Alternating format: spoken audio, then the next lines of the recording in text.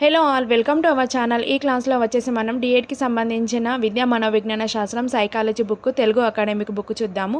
ఈ వీడియో కనుక మీకు నచ్చితే లైక్ చేయండి, షేర్ చేయండి, అలాగే సబ్స్క్రైబ్ కూడా చేయండి. అలాగే టెట్ నోటిఫికేషన్ వచ్చింది కాబట్టి ప్రతి ఒక్కరు టెట్ మరియు డిఎస్సికి ప్రిపేర్ అయ్యే వారందరికీ ఈ వీడియోని షేర్ చేయండి. అలాగే ఈ క్లాస్లో వచ్చేసి మనము విద్యా మనోవిజ్ఞాన శాస్త్రం గురించి చూద్దాము. సబ్జెక్ట్ గురించి చూద్దాం. విద్యా మనోవిజ్ఞాన శాస్త్రం పరిచయం అనే టాపిక్ గురించి చూద్దాము.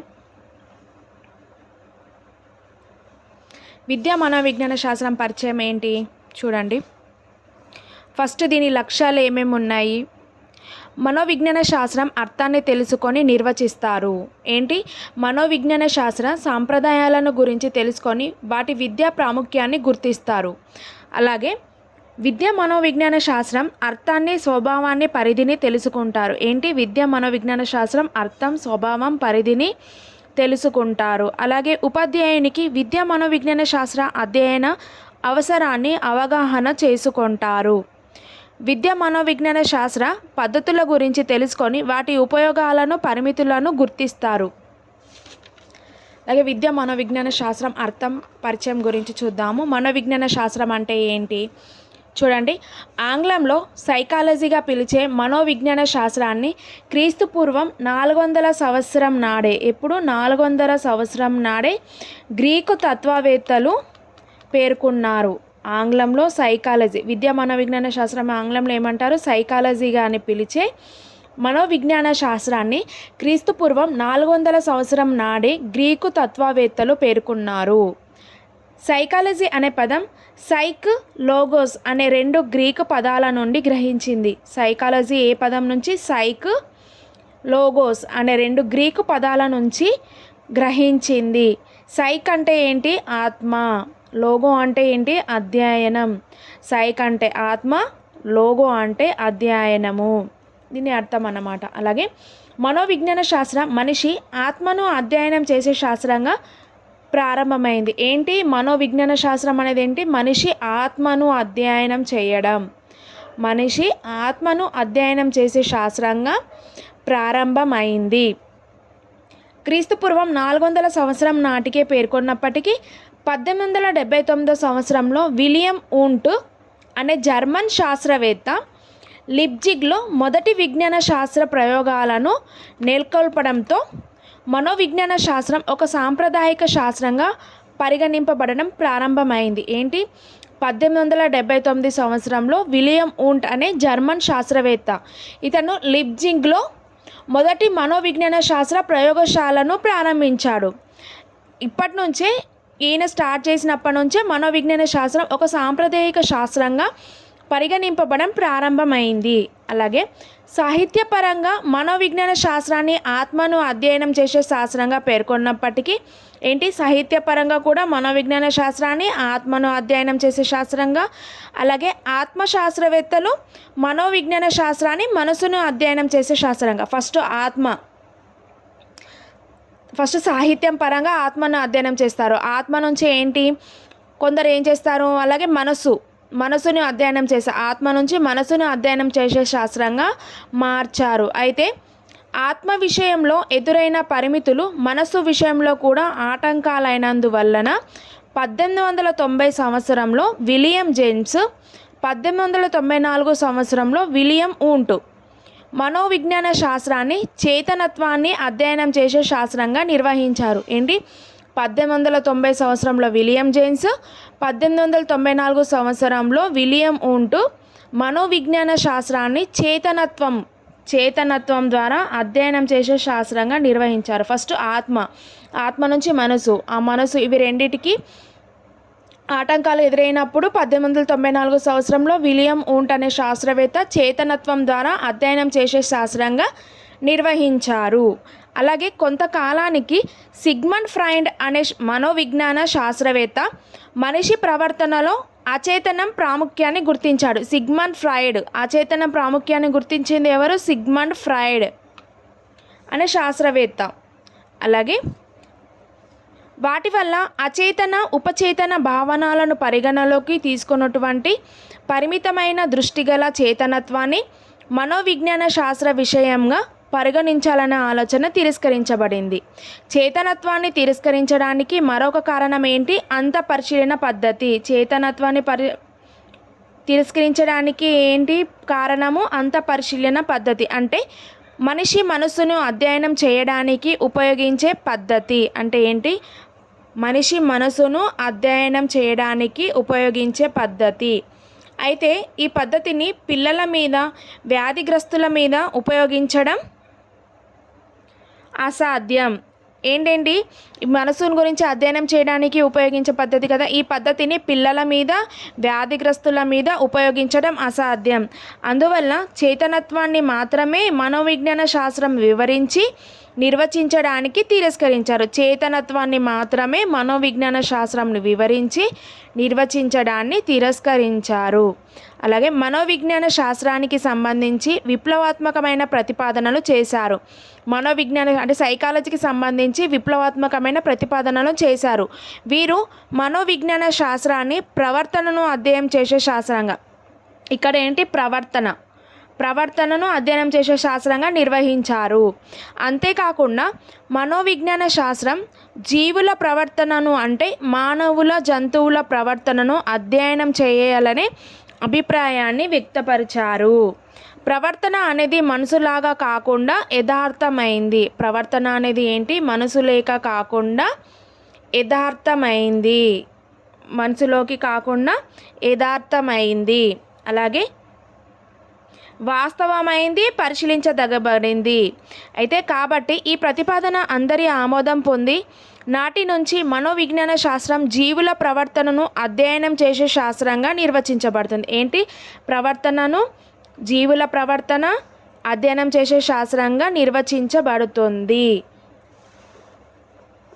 ఫస్ట్ ఏం కనుక్కున్నారు? ఆత్మ నుంచి మనసు నుంచి చేతనత్వం నుంచి అచేతనత్వం. ఈ చేతనత్వాన్ని పరిశీలనగా తిరస్కరించడానికి మరొక పద్ధతి ఏంటి? కారణం ఏంటి అంటే అంత పరిశీలన పద్ధతి. అంత పరిశీలన పద్ధతి ఏం చేశారు వీరిలో? దీనిని పిల్లల మీద, వ్యాధిగ్రస్తుల మీద ఉపయోగించడం అసాధ్యమని చెప్పారు కదా. అయితే ఇందులో ముఖ్యత మనోవిజ్ఞాన శాస్త్రవేత్తలైన William McDougall, John Broadus Watson. ఏంటి? William McDougall, John Broadus Watson. వీళ్ళు మనోవిజ్ఞానానికి సంబంధించి ప్రవర్తనను అధ్యయనం చేసే శాస్త్రంగా నిర్వర్తించారు. ప్రవర్తనను అధ్యయనం చేసే శాస్త్రవేత్తలు ఎవరు అంటే విలియం మెక్డోగల్, వాట్సన్. వీరిద్దరూ ప్రవర్తనను అధ్యయనం చేసే శాస్త్రాన్ని నిర్వర్తించారు. అలాగే ప్రవర్తన అనేది మనసులాగా కాకుండా యథార్థమైనది. అయితే కాబట్టి ఈ ప్రతిపాదన అందరి ఆమోదం పొంది నాటి మంచి మనోవిజ్ఞాన శాస్త్రం జీవుల ప్రవర్తనను అధ్యయనం చేసే శాస్త్రంగా నిర్వచించబడింది. నెక్స్ట్ మనోవిజ్ఞాన శాస్త్రం నిర్వచనాలు చూడండి. కొందరు నిర్వచనాలు ఇచ్చేసారు. వుడ్వర్త్ ఏమి ఇచ్చారంటే వ్యక్తి తన పరిసరాల సంబంధంగా నిర్వర్తించే కృత్యాలను అధ్యయనం చేసే శాస్త్రమే మనోవిజ్ఞాన శాస్త్రం. వుడ్వర్త్ అంటే వ్యక్తి తన పరిసరాలు, ఇంత గుర్తుపెట్టుకోండి. వ్యక్తి తన పరిసరాలకు అనుగుణంగా కృత్యాలను వుడ్వర్త్ చెప్పాడు. స్కిన్నర్ ఏం చెప్పారు? ప్రవర్తన, అనుభవాల అధ్యయనం. ప్రవర్తన ద్వారా ప్రవర్తన మరియు అనుభవాల అధ్యయనం చేయడమే స్కిన్నర్. వాట్సన్ ఏం చెప్పారు? ఓన్లీ ప్రవర్తన అధ్యయనమే వాట్సన్ చెప్పారు. అలాగే అనే శాస్త్రవేత్త ఏం చెప్పారో, నేడు మనోవిజ్ఞాన శాస్త్రం శాస్త్రీయంగా మానవ ప్రవర్తనను అధ్యయనం చేయడంతో కూడుకుంది. ఏంటి? మనోవిజ్ఞాన శాస్త్రం శాస్త్రీయంగా మానవ ప్రవర్తనను అధ్యయనం చేయడం. ఇదేమో ఓన్లీ ప్రవర్తన, ఇదేమో మానవ ప్రవర్తనను అధ్యయనం చేయడం. చెప్పింది ఎవరు అని అంటే అనే శాస్త్రవేత్త. పైన చెప్పిన కొన్ని నిర్వచనాల ఆధారంగా మనోవిజ్ఞాన శాస్త్రం మానసిక ప్రక్రియలు, అనుభవాలతో కూడుకున్నది. ప్రవర్తనను శాస్త్రీయంగా అధ్యయనం చేసేదిగా దీనిని నిర్వచించవచ్చు. నెక్స్ట్ మనోవిజ్ఞాన శాస్త్రం సంప్రదాయాలు చూడండి. 19వ శతాబ్దానికి మనోవిజ్ఞాన శాస్త్రం ఒక స్వతంత్ర శాస్త్రంగా వెలువడింది. ఎప్పుడు? 19వ శతాబ్దంలో స్వతంత్ర శాస్త్రంగా వెలువడింది. 1879 సంవత్సరంలో విలియం ఊంట్ లిప్జింగ్లో ప్రయోగశాలను ప్రారంభించడంతో ఆధునిక మనోవిజ్ఞాన శాస్త్రం ఆవిర్భవించింది. ఫస్ట్ ఏంటి చెప్పాను కదా, 1879 సంవత్సరంలో లిప్జిగ్ నగరంలో ఒక ప్రయోగశాలను నెలకొల్పడం జరిగింది. సాంప్రదాయక శాస్త్రంగా పరిగణించబడారని చెప్పాను కదా, అదే. అయితే లిప్జిగ్ ప్రయోగశాలను ప్రారంభించడంతో ఆధునిక మనోవిజ్ఞాన శాస్త్రం ఆవిర్భవించింది. నాటి నుంచి 1930 సంవత్సరం మధ్య కాలంలో మనోవిజ్ఞాన శాస్త్రం ఏ విషయాన్ని అధ్యయనం చేయాలి, ఎలా అధ్యయనం చేయాలి అనే విషయాన్ని ఎందరో మనోవిజ్ఞాన శాస్త్రవేత్తలు వారి కృషి అనుభవాల ఆధారంగా వివిధ అభిప్రాయాలను వ్యక్తపరిచారు. దీని ఫలితమే మనోవిజ్ఞాన శాస్త్రంలో వివిధ సాంప్రదాయాల ఆవిర్భావం. ఏదైనా శాస్త్రం ఏ విషయాలను పద్ధతులను అధ్యయనం చేయాలనే విషయాన్ని తెలిపి దానిని సమర్థించే శాస్త్రవేత్తల సమూహాన్ని ఒక సాంప్రదాయంగా పరిగణిస్తారు. వీటిలో మరో విజ్ఞాన శాస్త్రానికి సంబంధించి కొన్ని కింద చర్చించారు. ఏంటి? సంరచనాత్మకవాదం. ఇది మోస్ట్ ఇంపార్టెంట్. దీంట్లోకి వెళ్ళి ఒక బిట్ కంపల్సరీ వస్తుంది, చూడండి. సంరచనాత్మకవాదం అంటే ఏంటి? ఊంట్ టిచ్నర్. సంరచనాత్మకవాదంని ఎవరు ప్రతిపాదించారు అంటే ఊంట్ టిచ్నర్ సంరచనాత్మకవాదాన్ని ప్రతిపాదించారు. ఈ వాదం ప్రకారం మనోవిజ్ఞాన శాస్త్రం లక్ష్యం వచ్చేసి మనిషి మానసిక నిర్మాణాన్ని వివరించడం, వారి చేతన అనుభవాలను అధ్యయనం చేయడం, సంరచనాత్మక వ్యాధుల మానవుల చేతనత్వాన్ని విశ్లేషించి మానవుడి మానసిక నిర్మాణంలో మూల పదార్థాలను గుర్తించడంలో ఆసక్తి కనబరిచారు. మానవుడి మానసిక నిర్మాణంలో మూల పదార్థాలైన భావాలు, సంవేదనలను గుర్తించి వివరించి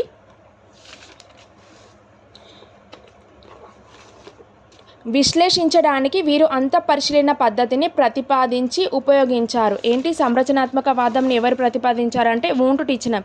దేని గురించి అని అంటే సంరచనాత్మకవాదులు మానవుల చేతనత్వం, వారి చేతనత్వంను విశ్లేషించి వారి నిర్మాణంలో మూల పదార్థాలను గుర్తించడంలో ఆసక్తి కనబరిచారు. ఏంటేంటి? భావాలు, సంవేదనలను గుర్తించి వివరించి వాటిని విశ్లేషించి వీటిని అంతఃపరిశీలన పద్ధతిని ప్రతిపాదించింది. అలాగే వ్యక్తిలో అంతరంగాన్ని అధ్యయనం చేయడానికి ఊంట్ అంతఃపరిశీలన పద్ధతిని ఉపయోగించారని చెప్పవచ్చు. ఏంటి? వ్యక్తిలో అంతరంగాన్ని అంటే లోపల భావాలను తెలుసుకోవడానికి ఊంట్ తన అంతఃపరిశీలన పద్ధతిని ఉపయోగించారని చెప్పవచ్చు. అంతఃపరిశీలన పద్ధతిలో వ్యక్తులు వారి మానసిక భావాలు, ప్రక్రియలు, అనుభవాలను పరిశీలించడంలో యథార్థంగా నిర్వర్తించడానికి శిక్షణిస్తారు. ఈ దృక్పథాన్ని అనుసరిస్తూ టిచ్నర్ వ్యక్తి చేతనత్వం, సంవేదనలు, ప్రతిమలు భావాత్మక స్థితులతో కూడుకుందని వివరించారు. అంటే మానవుడికి మానసిక అనుభవాలను పైన తెలిపిన 3 మూల పదార్థాల కలయిక అర్థము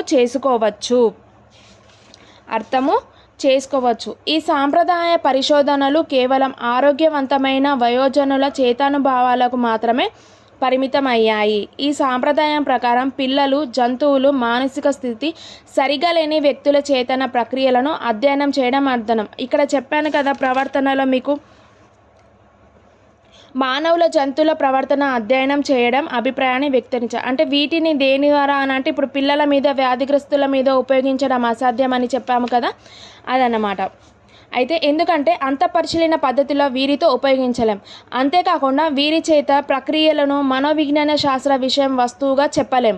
అంతఃపరిశీలన పద్ధతి ఎక్కువ ప్రాముఖ్యాన్ని ఇవ్వడం, మనోవిజ్ఞాన శాస్త్ర పరిధిని పరిమితం చేయడం వల్ల తర్వాత కాలంలో ఈ సాంప్రదాయము నిలవలేకపోయింది. అయినప్పటికీ ఈ సాంప్రదాయం మనోవిజ్ఞాన శాస్త్రానికి శాస్త్రీయ పద్ధతిగా గుర్తింపు తెచ్చి ఒక స్వతంత్ర శాస్త్రంగా రూపుదిద్దుకోవడంలో ముఖ్య పాత్ర వహించింది.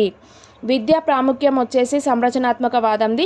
ఈ సాంప్రదాయం మనోవిజ్ఞాన శాస్త్రాన్ని ఒక శాస్త్రంగా పరిగణించబడడానికి ప్రయోగాత్మకంగా అధ్యయనం చేయడానికి తోడ్పడి మనోవిజ్ఞాన శాస్త్రంపై, విద్యపై క్రియాత్మక ప్రభావాన్ని చూపింది.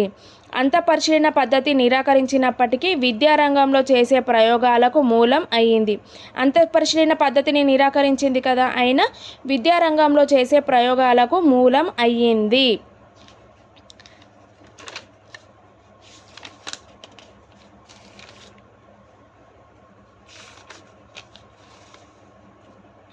అలాగే నోట్స్ కూడా పీడిఎఫ్ మీకు డిస్క్రిప్షన్ లింకులో ఇస్తాను, చూడండి. ఇది పాయింట్స్ వైజ్గా నోట్స్.